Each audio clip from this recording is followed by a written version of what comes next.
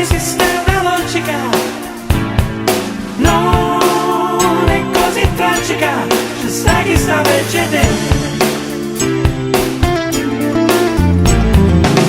Che cosa c'è fra il bene e il male in questo concetto di villaggio globale? Che cosa c'è in questa indifferenza? Ci siamo tutti noi con la nostra pazienza, cresciuti sì sui muri delle chiese, davanti a queste televisioni accese.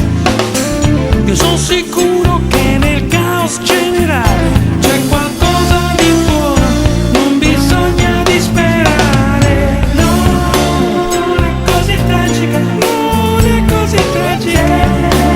Esiste una logica, non è così tragica, ci sta chi sta precedendo. E se domani pioverà,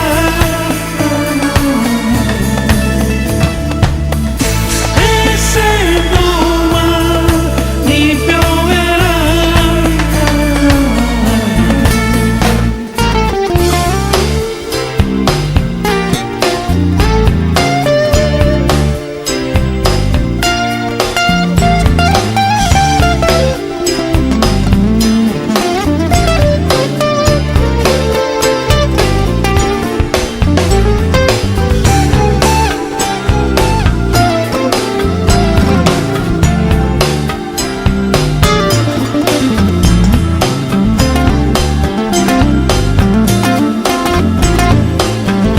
la cultura ormai massificata, ognuno cerca una zona riservata.